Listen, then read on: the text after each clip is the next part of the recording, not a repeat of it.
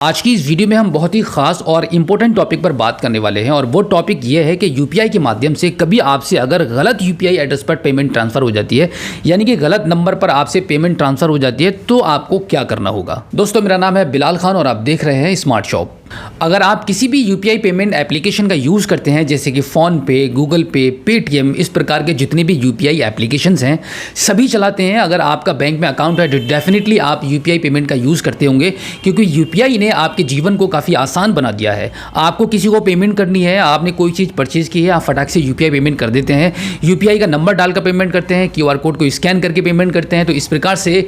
इस time technology ने आपकी ज़िंदगी को काफ़ी आसान बना दिया है, लेकिन इस आसानी में कुछ मुश्किलें भी छुपी हुई हैं। जब आपसे कोई भी धोखाधड़ी से कोई गलत काम हो जाता है, या आपके साथ कोई फ्रॉड कर देता है, या फिर आपको किसी को पेमेंट भेजना था लेकिन उसको न जाकर किसी और को पेमेंट आपका चला जाता है, तो उस टाइम पर आपको क्या करना होगा। आज की डेट में 90% लोग यूपीआई का यूज़ करते हैं, लेकिन उनमें से 10% ही मुश्किल से लोग जानते हैं कि अगर कभी भी उनसे किसी रॉन्ग यूपीआई नंबर पर पेमेंट ट्रांसफ़र हो जाती है तो उनको क्या करना होगा। आज की इस वीडियो में हम फुल डिटेल में बात करने वाले हैं और आपको बताएंगे कि आपको बिल्कुल भी परेशान होने की ज़रूरत नहीं है, बस चंद स्टेप आपको लेने हैं, कुछ चीज़ें ही आपको करनी है और आपका पैसा बिल्कुल सेफ रहेगा और आपको वापस मिल जाएगा। जब आप यूपीआई से पेमेंट कर रहे होते हैं और आपको पेमेंट भेजने के बाद पता चलता है कि आपने किसी गलत नंबर पर पेमेंट ट्रांसफ़र कर दी है, तो सबसे पहला जो काम आपको करना है कि जिस यूपीआई एप्लीकेशन का यूज़ कर रहे हैं, फॉर द एग्जांपल आप फ़ोनपे चला रहे हैं, पेटीएम चला रहे हैं, अमेज़ॉन पे के थ्रू आप बैलेंस को ट्रांसफ़र कर रहे हैं, या फिर आप गूगल पे चला रहे हैं, तो जो भी एप्लीकेशन के थ्रू आपने पेमेंट को ट्रांसफ़र किया है,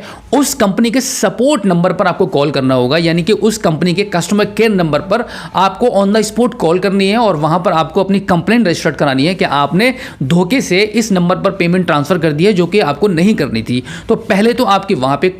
आपकी कंप्लेंट रजिस्टर्ड होगी, उसके बाद आपको आपके बैंक में जाना होगा। यहां पर दो चीज़ें रहेंगी कि जिस भी बैंक में आपका अकाउंट है और उसी बैंक का अकाउंट उस नंबर का भी है जहां पे आपने पेमेंट को ट्रांसफ़र किया है, तो आपके लिए थोड़ा सा आसान हो जाएगा और जल्दी पैसा आपका वापस आ जाएगा।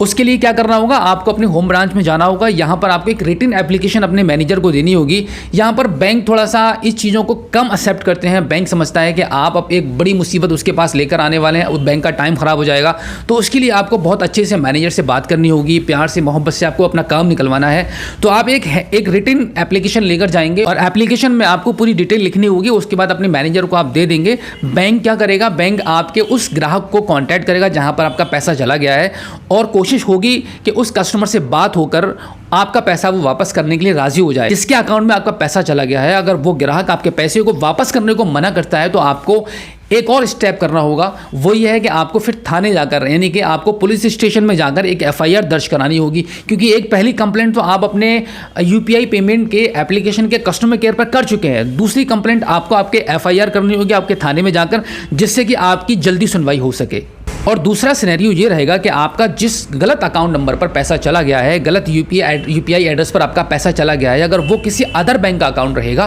तो इस केस में आपको थोड़ी सी भागदौड़ और ज़्यादा करनी होगी और थोड़ा सा टाइम भी लगेगा। तो यहाँ पर आपको क्या करना होगा कि आपको अपनी ब्रांच में जाना है और ब्रांच में जाकर ये पता करना है कि जो ट्रांजैक्शन आपने किया है वो ट्रांजैक्शन किस बैंक के अकाउंट में गया है। यानी कि आपको सिर्फ बैंक का नाम पूछना है कि ये अकाउंट में जो आपका पैसा गया है, आपने यूपीआई के माध्यम से जो पैसा ट्रांसफ़र किया है, यानी कि गलत नंबर पे आपने धोखे से ट्रांसफ़र कर दिया था, वो जो आपका पैसा गया है वो किस बैंक में गया है, यानी कि वो अकाउंट किस बैंक में है। तो वो अकाउंट आप पता करेंगे कौन सी बैंक है, बैंक का नाम जब आपको पता चल जाएगा तो आपको उसी बैंक में जाना होगा। बैंक में जाकर, यानी कि इसका मतलब ये नहीं है कि आपने स्टेट बैंक ऑफ इंडिया का आपका अकाउंट है और आपने एचडीएफसी में पैसा भेज दिया है, तो एचडीएफसी का उसका कोलकाता का अकाउंट है, तो वहाँ कोलकाता नहीं जाना है आपको एचडीएफसी की किसी भी ब्रांच में जाना है। फॉर द एग्जाम्पल बता रहा हूं मैं आपको कि आपने बैंक ऑफ बड़ौदा के अकाउंट में पैसा भेज दिया, तो आपको बैंक ऑफ बड़ौदा के उसी ब्रांच में नहीं जाना है जहां पर कस्टमर का अकाउंट मेंटेन है। आपको बैंक ऑफ बड़ौदा की आपकी जो नियर बाई बैंक है, नियर बाई जो बैंक रहेगी आपकी, वहां आपको जाकर एक कंप्लेंट रजिस्टर करानी है।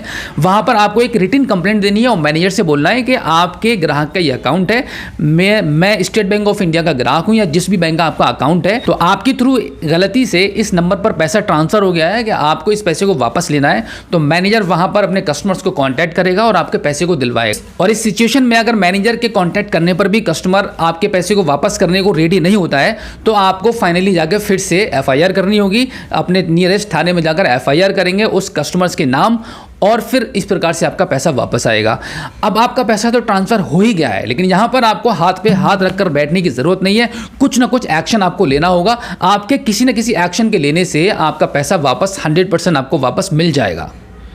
यहाँ पर आपके पैसे को वापस आने में थोड़ी सी देर लगेगी, लेकिन आपको बिल्कुल भी पीछे नहीं हटना है। 100% आपको कोई ना कोई एक्शन लेना ही लेना है। जब आप एक्शन लेंगे तभी आपका पैसा वापस आएगा। आप अगर ये सोचते हैं कि आपका पैसा चला गया, बहुत मुश्किल है, वापस नहीं आएगा, ऐसा बिल्कुल भी नहीं है। आपका पैसा आपको 100% वापस मिलेगा। तो दोस्तों, यह प्रोसेस कि जब भी आपका यूपीआई के माध्यम से किसी रॉन्ग नंबर पर पैसा ट्रांसफ़र हो जाता है, यूपीआई के माध्यम से किसी भी गलत नंबर पर पैसा आप ट्रांसफ़र कर देते हैं धोखे से, तो आपको ये सब करना होगा और जल्दी आपको एक्शन लेना होगा, जिससे कि आपका पैसा वापस आपको मिल पाए। तो दोस्तों, उम्मीद करूंगा ये वीडियो आपको अच्छी लगी होगी। अगर ये वीडियो अच्छी लगी हो तो प्लीज़ इस वीडियो को लाइक ज़रूर कीजिएगा और अपने दोस्तों में इसको शेयर करना बिल्कुल भी मत भूलिएगा। अगर पहली बार हमारे स्मार्ट शॉप यूट्यूब चैनल पर आए हैं और आपने अभी तक सब्सक्राइब नहीं किया है तो प्लीज़ हमारे फैमिली मेंबर बनिए, हमारे चैनल को सब्सक्राइब करके और बेल आइकन को भी ज़रूर प्रेस कीजिएगा। तो चलिए दोस्तों, मिलते हैं आपसे किसी और एक अगली वीडियो में, एक नई जानकारी के साथ, एक नई अपडेट के साथ और एक नए जोश के साथ। तब तक के लिए जय हिंद।